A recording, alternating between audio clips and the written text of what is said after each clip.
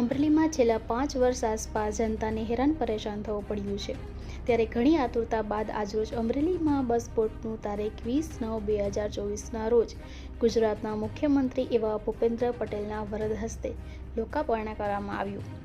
અમરેલીમાં આવતા સૌપ્રથમ નાગનાથ મહાદેવ મંદિરના દર્શન કરી પૂજા અર્ચના બાદ તમામ કાર્યક્રમોને હાથ ધર્યા હતા, જેમાં મુખ્યમંત્રીનું અમરેલી બસ બોટમાં સ્વાગત માટે બહેનો દ્વારા નૃત્ય કરી સ્વાગત કરવામાં આવ્યું. ત્યારબાદ વિવિધ કાર્યક્રમોની શરૂઆત કરી હતી.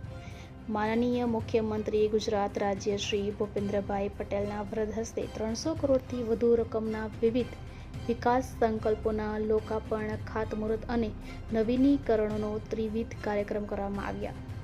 અમરેલીના વિકાસલક્ષી કાર્યક્રમમાં તમામ ભાજપના વરિષ્ઠ નેતાની ઉપસ્થિતિ રહી, જેમાં અમરેલી જિલ્લાની મુલાકાતે આવેલા મુખ્યમંત્રી ભૂપેન્દ્ર પટેલ સાથે ધારાસભ્ય કૌશિકભાઈ વેકરિયા, હીરાભાઈ સોલંકી, મહેશ કસવાળા, જનક તળાવિયા, જેવી કાકડિયા અને સાંસદ ભરત સુતરિયા સહિતના નેતાઓ ઉપરાંત ભાજપના કાર્યકર્તાઓ જોડાયા હતા.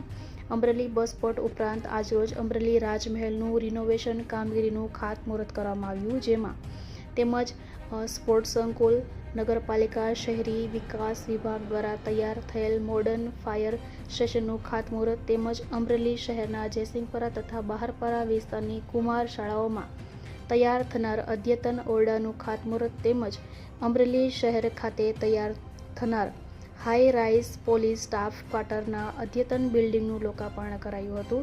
આ કાર્યક્રમમાં અમરેલી શહેરીજનો સારો એવો પ્રતિસાદ જોવા મળ્યો હતો અને જનમેદની ઉમટી હતી. અમરેલી શહેરના લોકોએ વિકાસના કામો જોઈને આનંદ વ્યક્ત કર્યો હતો. અમરેલી બાદ મુખ્યમંત્રી સાવરકુંડલા પહોંચ્યા હતા. અહીં મહુવા રોડ પર બનનાર રેલવે ઓવરબ્રિજનું ખાતમુહૂર્ત કર્યું હતું. ત્યારબાદ લીલિયા ગ્રામ પંચાયતના જેટિંગ મશીન અને 66 કેવી સબ સ્ટેશનનું લોકાર્પણ કરવામાં આવ્યું હતું અને ત્યારબાદ રાજુલામાં 108 ફૂટના તિરંગાનું લોકાર્પણ કર્યું. રાજુલા બાદ ધારીમાં પોલીસ સ્ટેશનના લોકાર્પણનો કાર્યક્રમ યોજાયો હતો. ત્યારબાદ મુખ્યમંત્રી આંબરડી સફારી પાર્કની પણ મુલાકાત લીધી હતી. Bureau report Bharti Solanki, Amreli.